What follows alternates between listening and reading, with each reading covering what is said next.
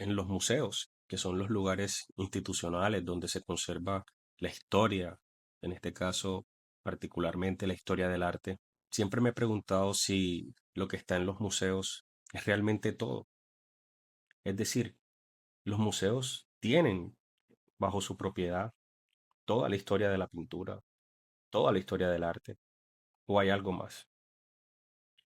Y esa pregunta se me viene a la mente porque si bien en los museos se cuenta la historia a través de la pintura, de la escultura, del arte, la vida de algún artista, quiero que sepas que hay mucho más, hay muchas más obras, hay mucha más historia que contar, pero esa historia no le pertenece a los museos, no le pertenece a las instituciones, quizás le pertenece a unos pocos.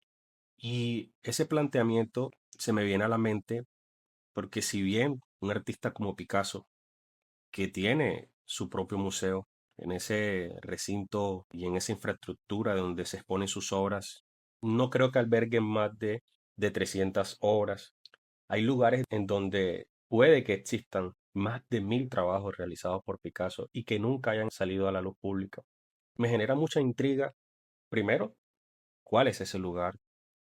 ¿Qué tiene que ver ese lugar en todo esto? ¿Qué relación tiene ese lugar con los espacios institucionales? Y obviamente, ¿cómo afecta eso directamente a la forma en que nosotros vemos la historia del arte? Y sí, puede que te plantee esta pregunta a ti que estás detrás de esa pantalla y es, ¿dónde están las obras? ¿Dónde están las demás obras? Y tú puede que pienses lo que acabamos de comentar. Deberían de estar en los museos, deberían de estar en esos espacios institucionales, o puede que también pienses que deberían de estar ya sea en la casa de algún multimillonario, descansando en esas paredes de lujo. Pero, ¿y si te dijera que existe otra realidad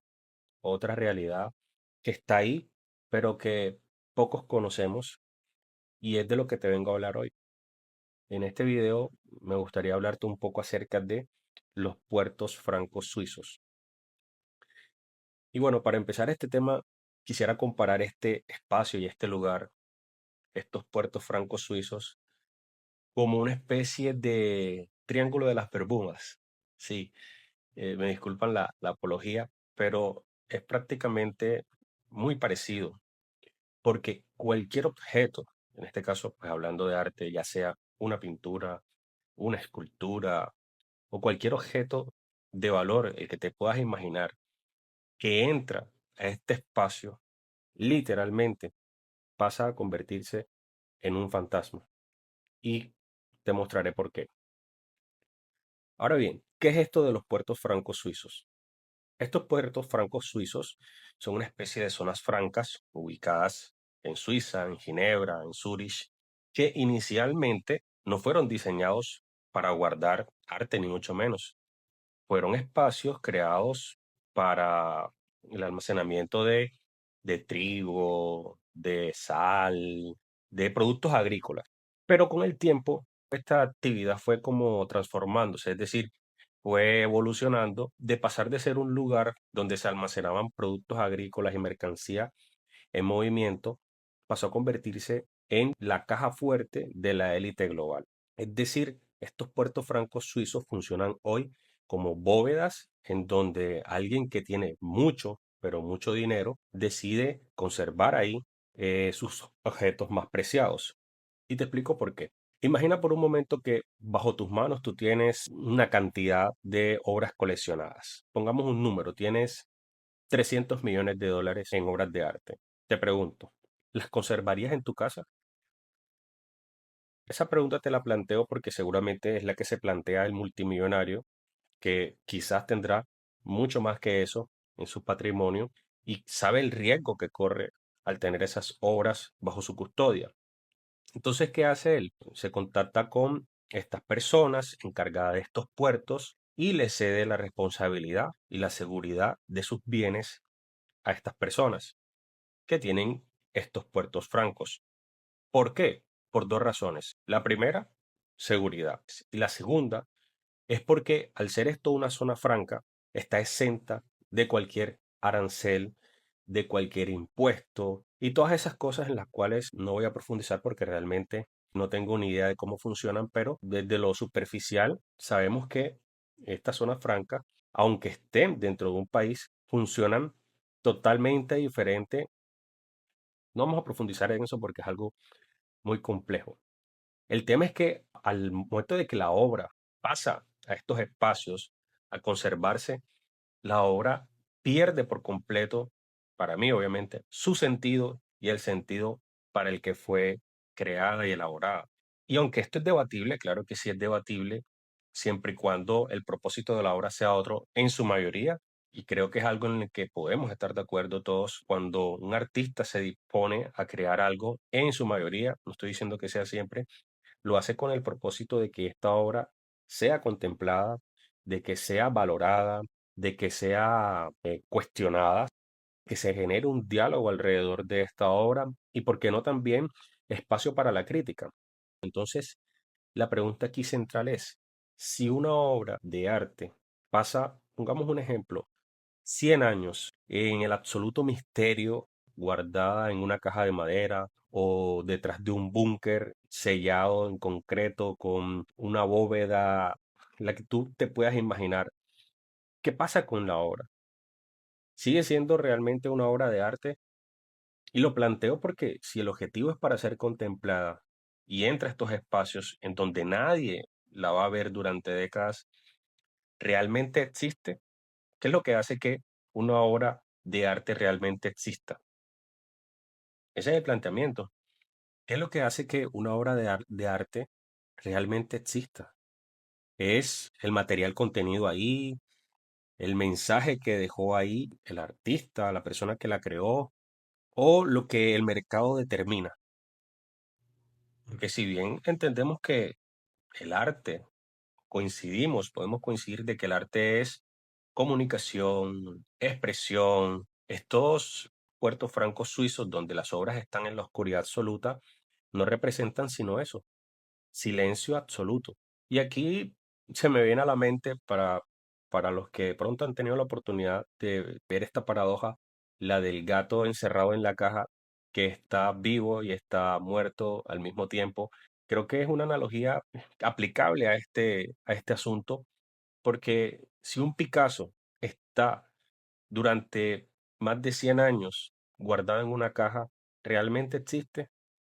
Si no lo conocemos, si nunca lo hemos visto, ¿qué posibilidad hay de generar un debate, de generar un diálogo, de profundizar un poco más?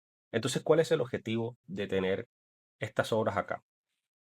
Bueno, puede que pensemos que lo que nos muestran los museos es lo que realmente quieren que nosotros veamos, porque desde el punto de vista marca, es decir, que cada artista sea una marca, el hecho de que en un museo refuercen la idea de que ese artista trascendió con su trabajo, trascendió con su obra, y de que yo, un multimillonario o varios de nosotros, compremos las obras de esos artistas y las guardemos en el absoluto misterio, nos hace pensar pues que estas obras están ahí prácticamente engordando con el paso del tiempo, y al mismo tiempo estos espacios institucionales argumentando alrededor de este artista, haciendo crecer su historia, haciendo crecer su trascendencia y su impacto a nivel cultural.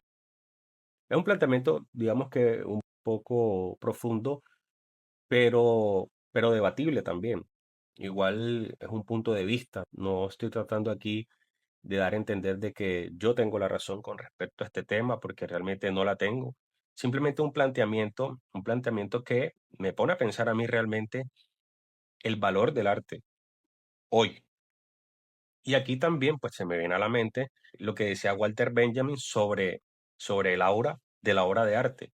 Claro que el planteamiento de Walter Benjamin está más cercano al tema de la copia y a que el arte se volviera muy masivo, muy cercano a la gente del común, a la reproducción técnica como tal de la obra.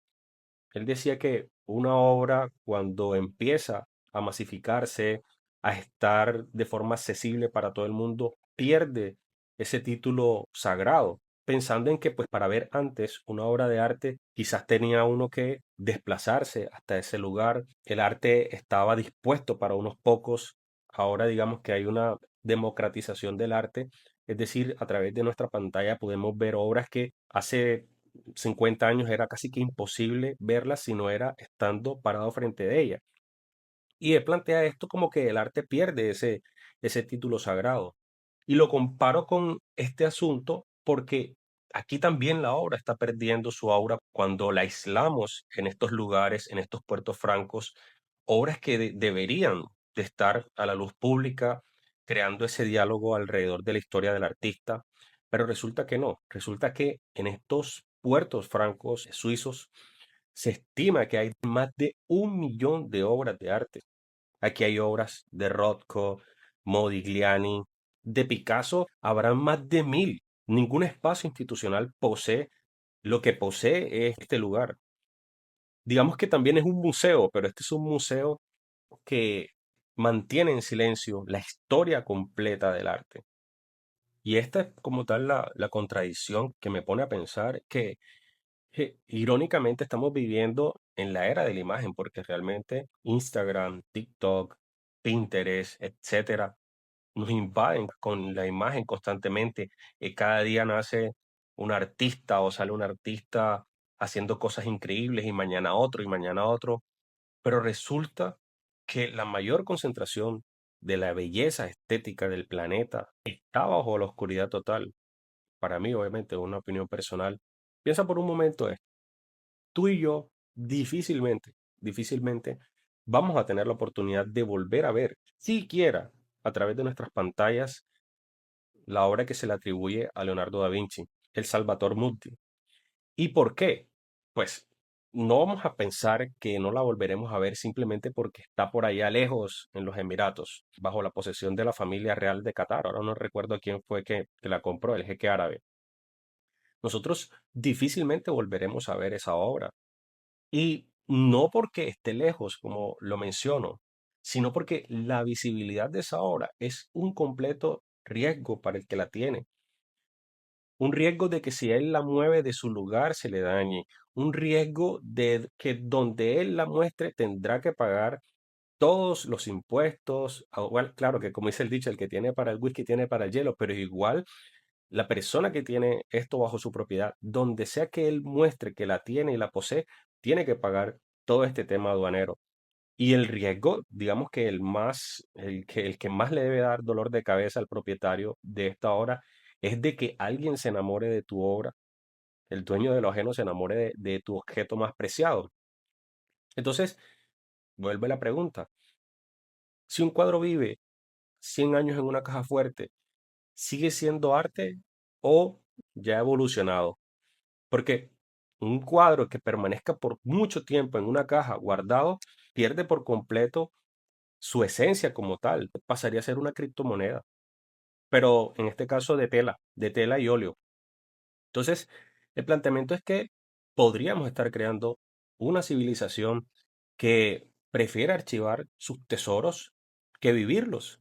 Es como si, imagina que tú escribes una carta, pero el papel que usaste es un papel súper costoso y la tinta con la que escribiste es una tinta súper costosa y una vez terminas esa carta, una carta de amor, prefieres no enviarla a su destinatario, sino que la guardas en un cofre, la guardas en una bóveda, simple y llanamente porque los recursos que utilizaste ahí eran valiosos.